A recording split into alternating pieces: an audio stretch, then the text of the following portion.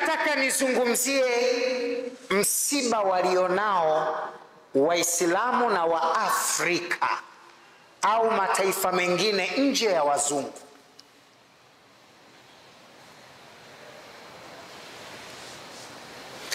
Haya ambayo leo tunafundishwa juu ya safari ya Isra na Miraj, wazungu waliyatumia kwa vitendo ili kuifanya dunia ipate maendeleo, lakini Waislamu wenyewe hawana faida. Nitataja vitu vitatu tu vilivyotumika kutoka safari ya Isra na Miraj.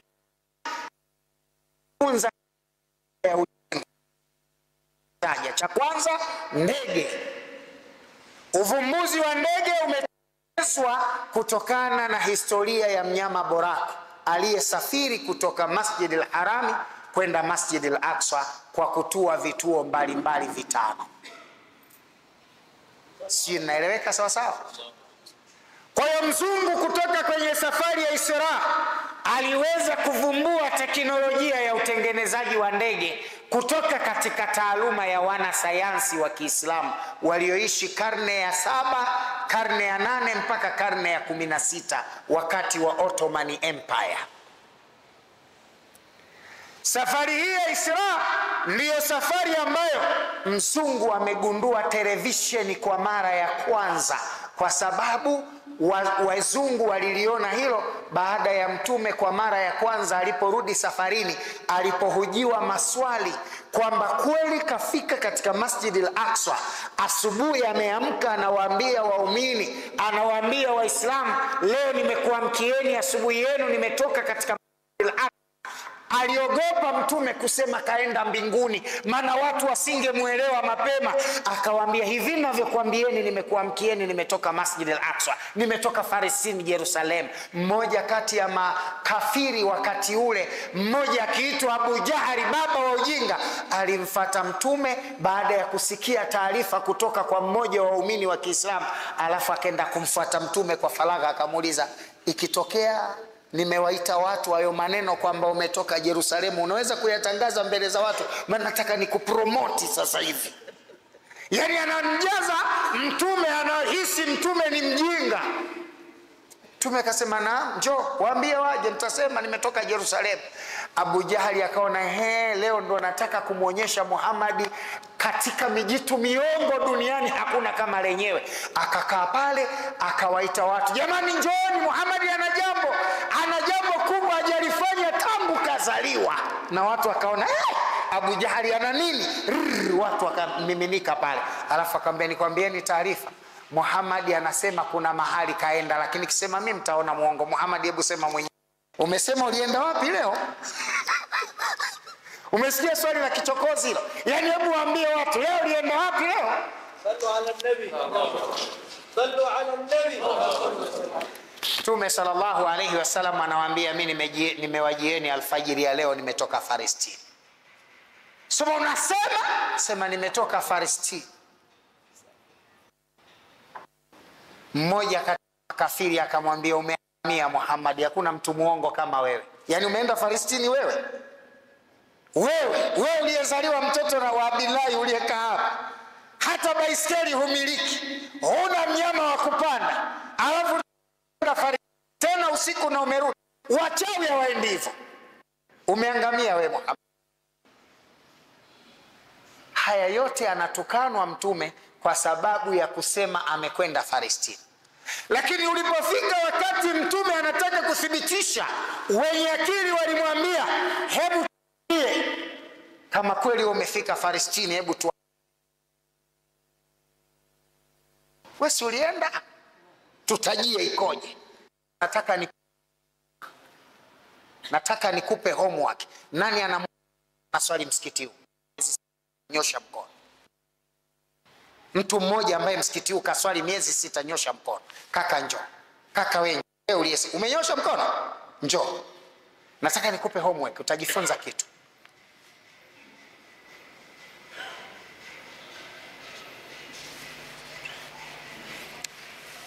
Unaitwa nani? Muhammad. Unaitwa Muhammad. Hapo hapo ulipo, huu msikiti una nguzo ngapi na madirisha mangapi?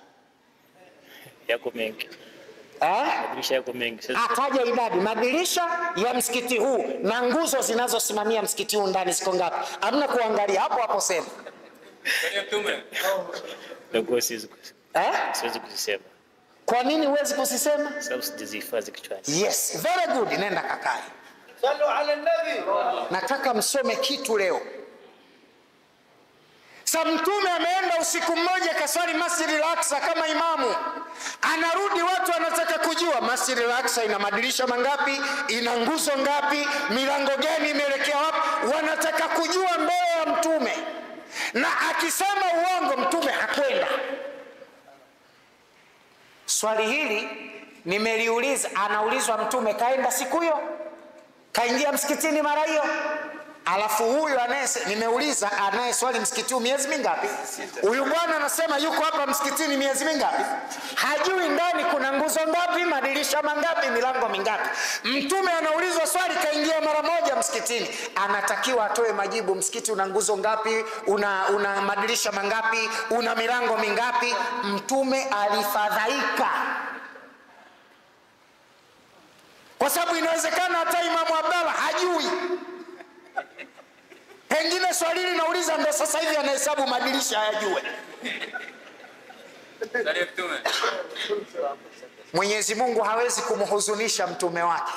Alichokifanya Mwenyezi Mungu aliuleta Masjid al-Aqsa machoni kwa mtume. Ni nini hicho tunakiona? Ni nini hiyo? Ni nini hiyo? Ni nini hiyo? Mtume ndio mtu wa kwanza kuiona television. Mzungu kupitia safari hii amegundua nini? Amegundua nini? Television.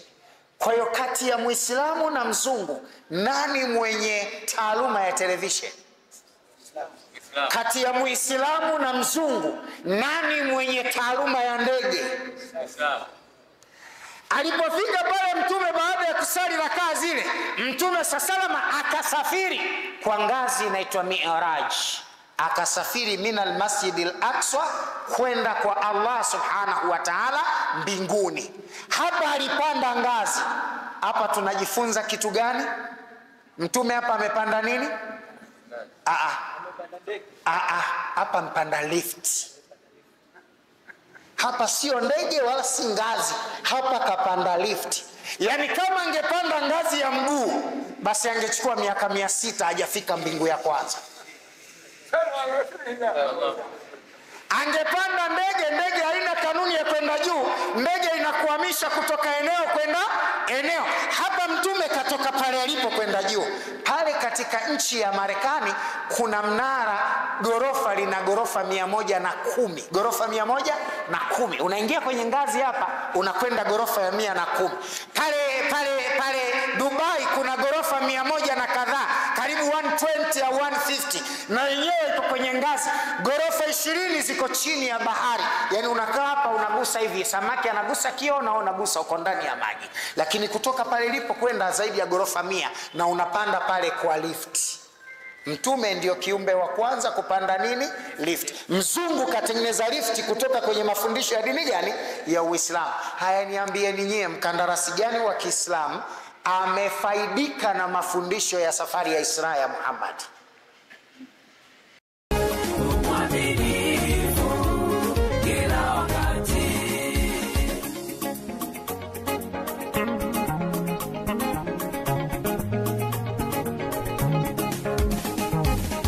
Mungu Mwenyezi, Mungu muweza, umenipenda, umenivusha, wajua kutoka kwangu na kuingia kwangu, umeniweka kwenye kitanga cha mkono wako, umesema nisiogope maana u pamoja nami. Vita vijapoinuka, mimi nanyamaza kimya, nanyamaza kimya, wewe walipigania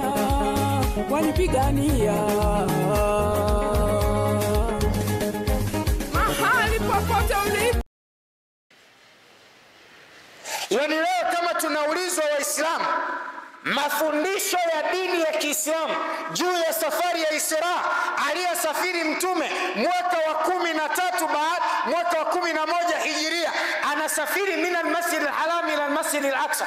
Waislamu kwa teknolojia tumejifunza nini na tumefaidika na nini? Waislamu wa dunia leo tunajibu nini? Ndege katengeneza mzungu, lifti katengeneza mzungu, TV katengeneza mzungu. Waislamu tumeachiwa ujinga. Sasa nataka hapa kidogo ndo nataka tuelewane hapa. Ndo nilisema leo nitakutieni mikwaju nyie, lakini lengo langu asogee mbele yule wa mbele kule. Nataka nikwambieni, mzungu alipogundua kwamba Waislamu wana kitu kikubwa cha kuitawala na kuiendesha dunia, kitu cha kwanza alichokifanya mzungu ni kuharibu silabasi ya elimu ya Uislamu. Mtaala. Yani ukitaka kumfanya mtu awe mtumwa wako, muondoshie mtawala wa kujitawala. Muondoshie mtaala wa kujitawala. Waislamu tumeondoshewa mtaala wa kujitawala. Kwa kuondoshewa syllabus ya Uislamu, mtaala utakao tufanya tuweze kujitawala, ndio maana leo dunia nzima haiwezekani kuwa na amirul mu'minin. Yani hii haitatokea leo wala kesho, usijidanganye. Kwa nini hawezi kupatikana amirul mu'minin? Kwa sababu jambo la kwanza, Waislamu wametumbukiziwa madhehebu. Yani kitu cha kwanza kinachoondoa kuwa na kiongozi mmoja wa Kiislamu duniani ni kule kuingiziwa madhehebu.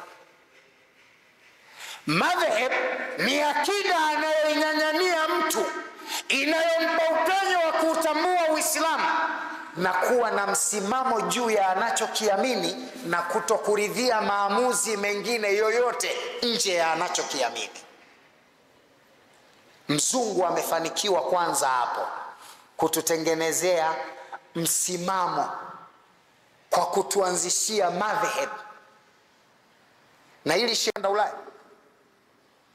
yale pale anaishi kwenye bati, nyumba ya bati, furusuti, pale ni jangwani, kuna joto, chini hakuna simenti, pembeni kuna mabati, ezeka mabati, analala nyumba haina kakaa pale anasubiri kwenda Ulaya. Lakini kwa sababu gani anakuja haya? Kwa sababu anaamini Ulaya ndiyo yaliko maendeleo. Nimekutana na mtu pale ana miaka 75, alikuja na miaka 18, alikwenda na miaka 18, sasa na miaka 75.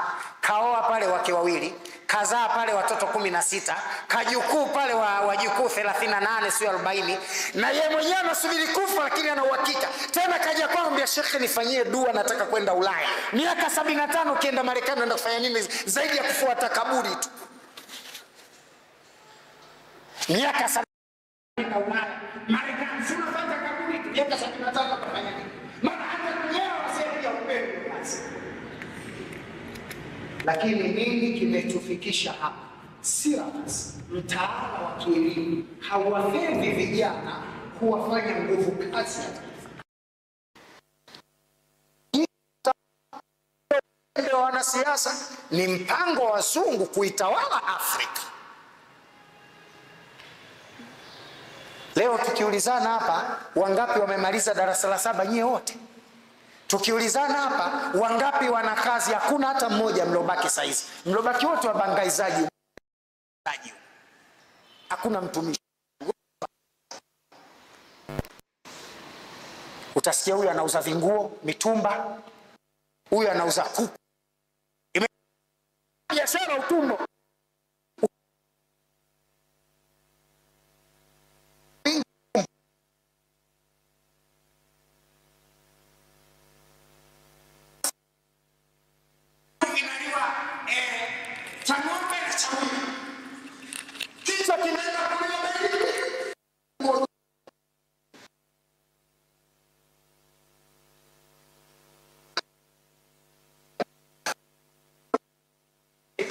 Wezekani tena. Tuna wakati mgumu. Ili tufike huko, lazima tukubali kufanya mabadiliko katika mitaala. Ndio tuna profesa wa kufundishia chuo kikuu, hatuna maprofesa wa kufundishia elimu ya kujitegemea ya wananchi wetu. Yaani leo tuna maprofesa wa kugraduate wanafunzi wanaograduate vyeti, hatuna maprofesa wanao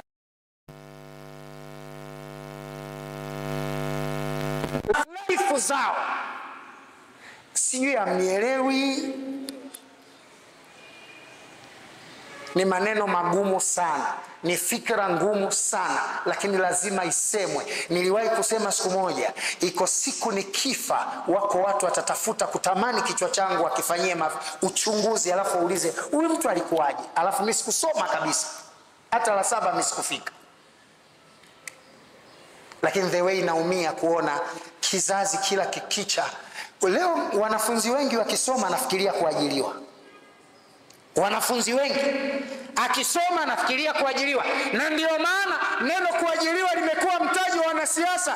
Ukikaa madarakani, mpinzani anachosema hakuna ajira, watu hawana ajira, watu hawana ajira, ndio mtaji wa kusema. Lakini ndio system iliyotengenezwa na mzungu, aliandaa mazingira kumfanya aliye madarakani achokonolewe, aliye chini atamani kwenda pale, na yeye akikaa hana cha kufanya. Mwisho wa siku nyie mnabishana tu, nani awe kiongozi, nani awe kiongozi, nani awe kiongozi, nani awe kiongozi.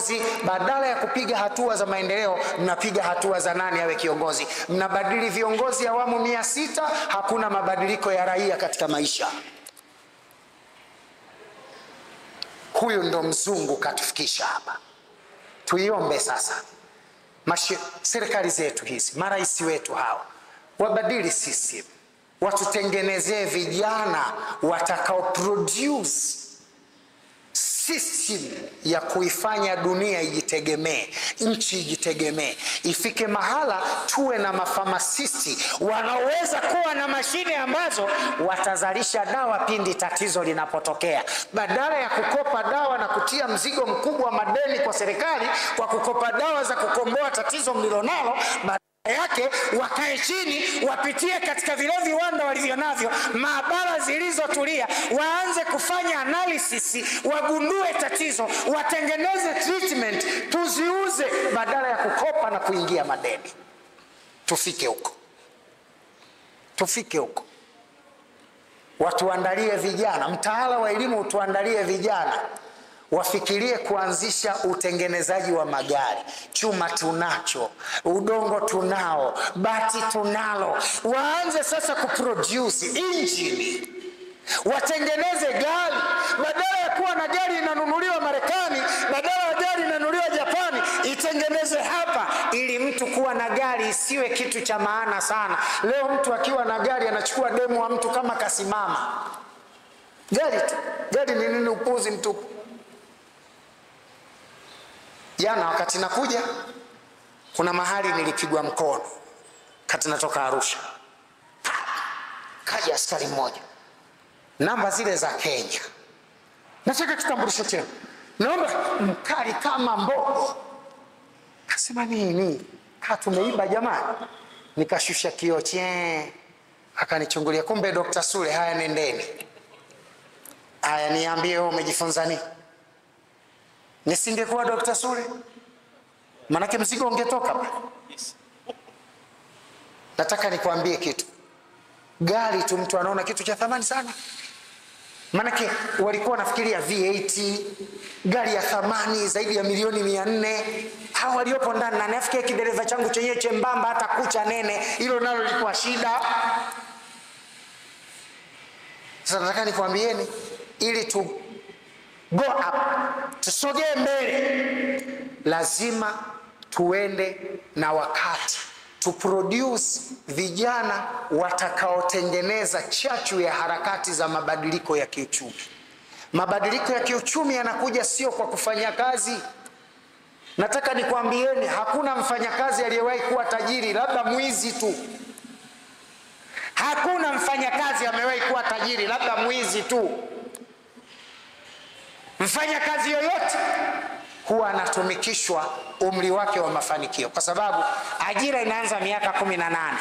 Sheria si ndio inasema hivi? Alafu ajira inaisha miaka 60 mpaka 60 na ngapi? 65.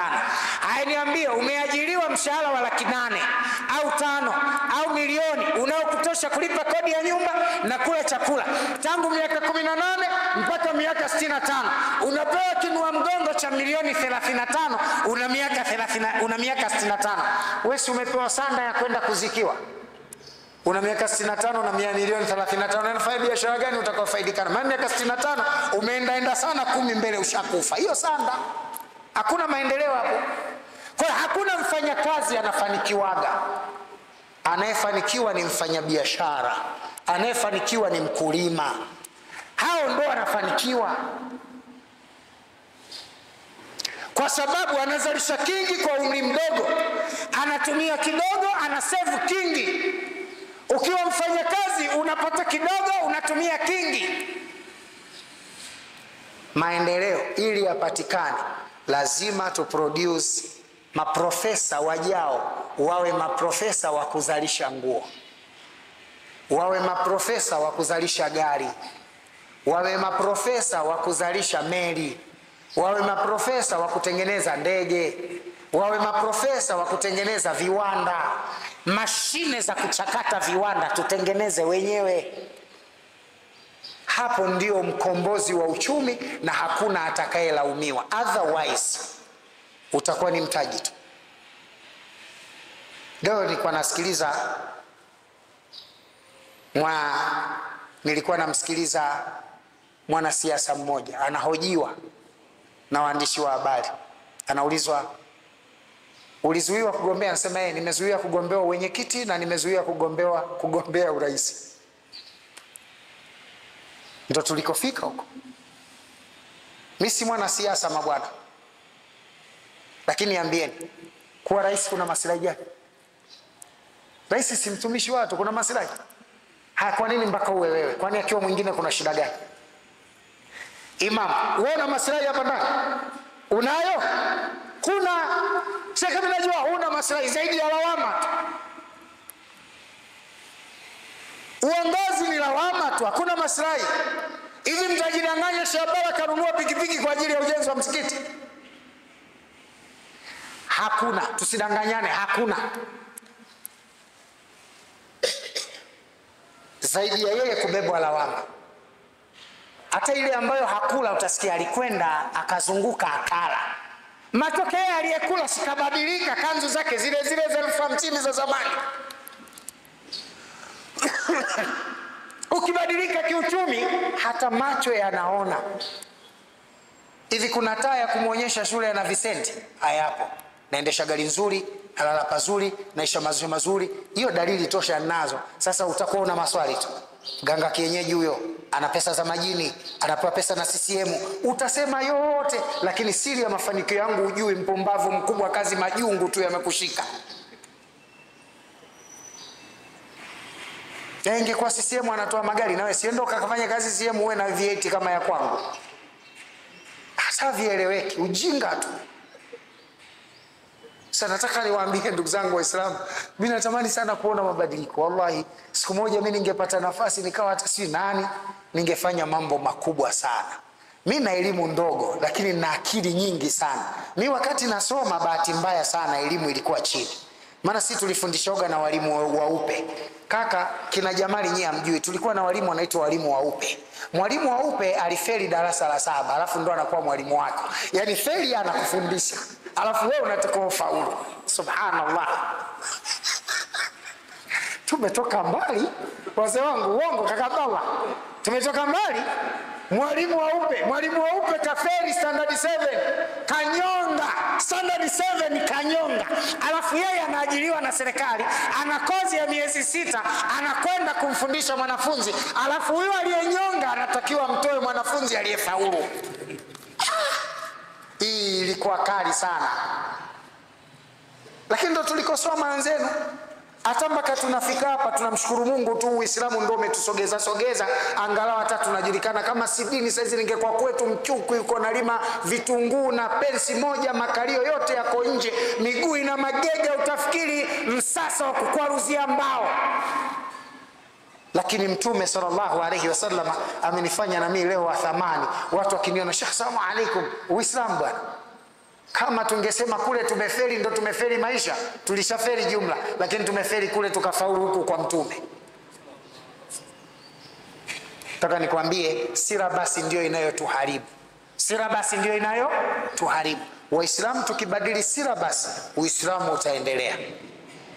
Kwa kutokuwa na sira basi katika Waislamu, ndio maana leo nakuta Muislamu hamiliki hospitali. Muislamu hamiliki hospitali. Leo kiwauliza Waislamu, hospitali ya taifa ya Waislamu nchi iko wapi? Hawana. Lakini kanisa wanazo, tena kubwa za thamani. Bugando, KKT pale Moshi, ukienda Itigi pale ipo. Muislamu hana hospitali, hana. Na hana hospitali sio tu ya taifa, hana hata ile ya kuzalishia mabinti huku mtaani. Mwanamke mwenye thamani anavaa jiribabi, anavaa nikabu, mikononi ana soksi, miguuni ana soksi. Akipata mimba, akienda kufanyiwa upimwaji, anakutana na daktari wa kiume jioni, amevaa cheni kubwa, anamwambia baba na bakola lake na kanzu fupi na ndevu za kisuna, kaa pale. Mama anaingia ndani, anavuliwa jiribabi, anatomasa. Hatari kwa hana sababu ya kushusha nguo ya ndani, anambia shusha na hiyo nguo, anamshusha na mtomasa. Kinena cha binti wa kike aliyejihifadhi katika ndoa kinaguswa na daktari mwanamume. Na Waislamu hata waoni shida, wao wameng'ang'ania kupiganiana tu, kutikisa vidole, kukunja suruali, kuanza bismillahi, sijui kufanyaje. Wapumbavu wakubwa sisi.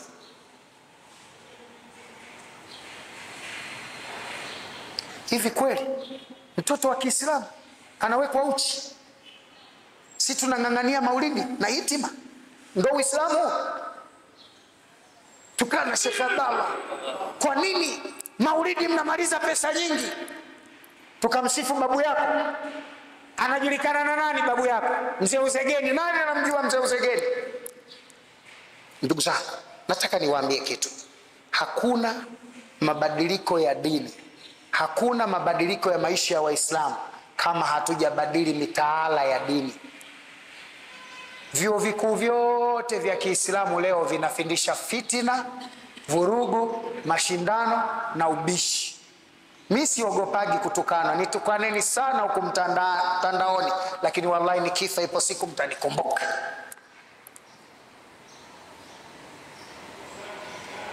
Hiyo ndo hali ilivyo. Mtu kataharaji kutoka Madina, akija hapa na mtafuta wa kumsumbua na kumtukana. Leo imefikia mahala wanafunzi hawapendi kusoma dini. Na malizia hapo, wanafunzi hawapendi kusoma dini.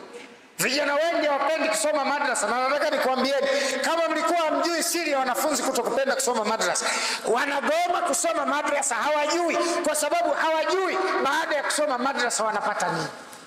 Anajua akisoma shule ataajiriwa, akimaliza madrasa awe nani? Imam. Sheikh Abdallah imamu miaka 10 hapa, atamtoa? Ataweza? Msoma hutuba yuko tayari, atamtoa? Ataweza? Muadhiri yuko tayari, atamsoa? Ataweza?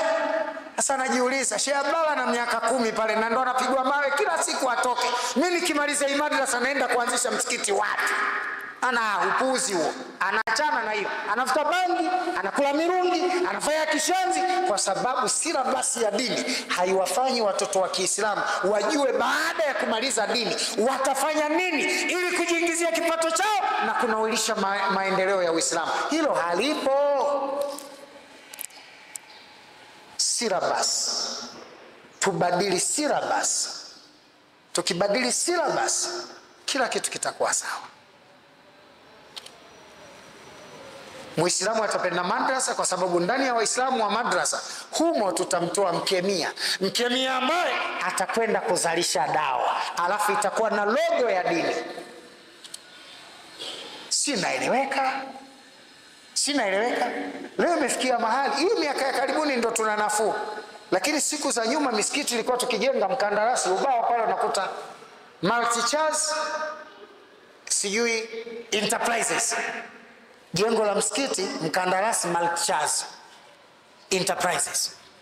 Siku hizi ndo angalau tunao wakandarasi wa Kiislamu, na ukienda kichwa ramani tu unapigwa bei ya nyumba. Lakini ingekuwa tunautumia mkondo wa elimu wa dini kwa maana ya syllabus kwa maendeleo ya matokeo ya Uislamu, Waislamu tulipaswa kuwa mbali sana. Kumbuka nimekwambia safari ya Isra na Miraji ina mambo matatu. Makafiri wameyatumia kuyafanyia teknolojia, Waislamu tumekuwa washangiliaji wa teknolojia iliyoandaliwa na Waislamu. Wakati mtume anafundishwa habari ya ndege, wakati mtume anafundishwa habari ya TV, wakati mtume anafundishwa habari ya lifti, Waislamu washangiliaji. Yuko Muislamu hajawahi kuiona ndege, yaani mara mwisho anaioneaga kule juu inapita ile. Yuko Muislamu ndege anaionea juu tu, sio kupanda, hata kufika tu pale karibu, hii ndio ndege hajawahi kuiona. Na mwalimu wa ndege mtume wake.